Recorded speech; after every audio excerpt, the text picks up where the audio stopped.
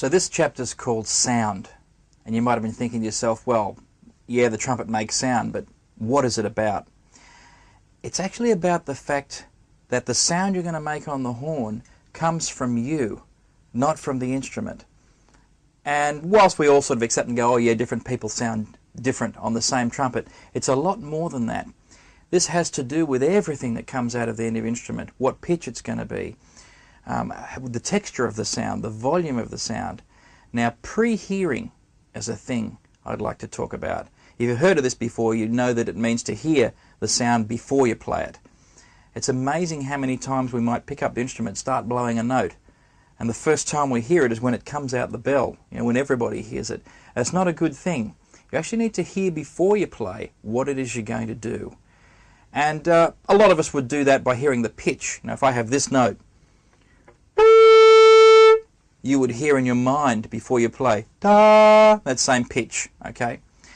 But the pitch isn't enough, because if I sing the note in my head, like my voice just sounded, it's a human voice, nothing like a trumpet.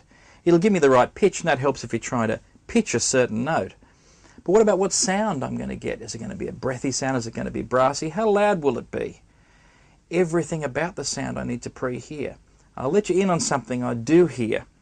I actually hear not the pitch I'm going to play. I hear a trumpet playing it. Not a trumpet, my trumpet. Not just my trumpet, but my trumpet with me playing it. And not just that, but in this room. And not just that, but today. In other words, if I'm standing in front of a band, a big band in a hall, maybe with a microphone in front of me, it's going to be a different sound than when I stand in a small room without a mic and no one standing behind me. I hear as much detail as I can before I play the note. I hear, how will it sound right now in this room, this piece? How's this note going to sound? The more detail you can get into, it sounds like a lot of work, but it's not. It actually saves you work. The more detail I can get into so I actually hear what I'm about to physically hear. Because when you play the note, you hear all that stuff. You hear this room, you hear your instrument, you hear it how it sounds today, because you sound different on different days. You're going to hear it anyway in a minute physically. If you can hear that in your head before you make a sound, then you'll be very accurate in every way with what's going to come out. Okay, some things you can't change. How much reverb there is in the room. Is it big, is it echoey, is it small? But the sound you're going to make, you have complete control over. If you hear enough detail before you play, you'll never mispitch a note again. You'll never go for one note and get another. That's taken care of by hearing the pitch. But more, you'll never get a crackly sound at the beginning of your note. You'll never split a note. You'll never get all those little things that can happen that can spoil the first note as it comes out. Notice most of those things happen on the first note. If you've got a passage to play, you might have a problem with the first note, but not with the others. You might have thought, oh, that's because I'm kind of warmed up. What, you warmed up in one note? No. It's you heard back from the first note, and then you started pre-hearing for the rest of the phrase. Hear it first, and you won't have a problem with the first note. I've had some momentous occasions where the first note was rather important and rather exposed. One that comes to mind was the opening of the Olympic Games in Sydney in the year 2000. They asked me to write a fanfare for the opening, and I don't know, it just came to me to start it with a solo trumpet. I said, you'll need to get someone to play that. But quite seriously, when I walked out, as you know, I don't know how many millions of people watching, and I got to start on a high G. Now, there's going to be no splitting this note or missing it or funny sounding. It has to be just perfect. And I wasn't worried at all about it, because all I did was I said to myself, I actually shut my eyes and said, how is this going to sound? And I had the sound in my head so accurately that by the time I blew the trumpet, and this will happen for you, it's already happened. There's no chance of it being anything else, because you've already heard what's about to happen. I know this is getting a little bit esoteric, a little bit mystical. We're going to manifest a sound here. Yes, we are. And yes, it is quite mystical. If you hear what you're going to do before you do it, nothing else will come out. It can't. To get a certain pitch on the trumpet, you have to have a certain speed of the air and a certain pressure of the lips and all sorts of things.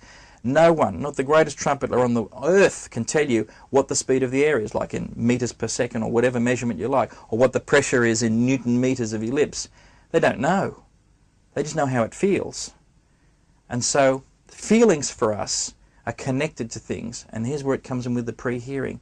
When you hear a certain sound, that will automatically, if you've ever made that sound before, Okay, this isn't going to work if you don't play the trumpet and you watch this and go, I can hear it, let me do it. No, it won't work. But if you've ever done it before, your body knows how to make that sound, how to create that pitch.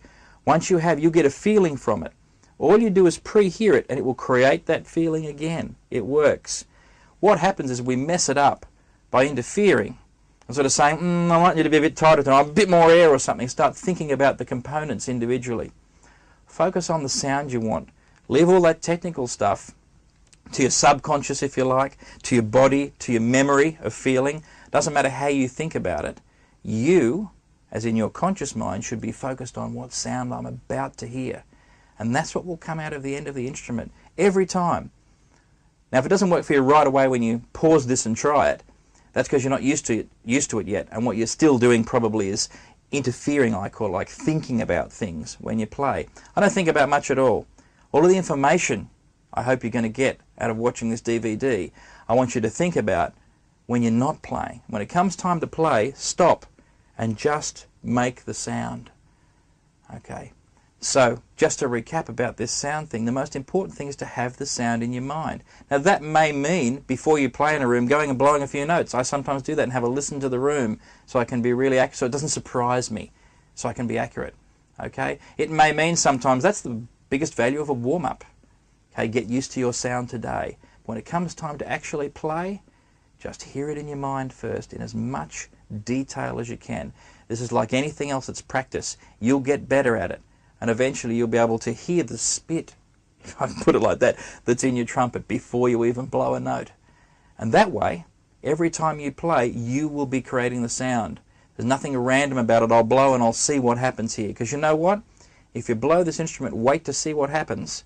You're at the mercy of what happens. If you have a sound in your head first, it's you making the music, which is how it always should be.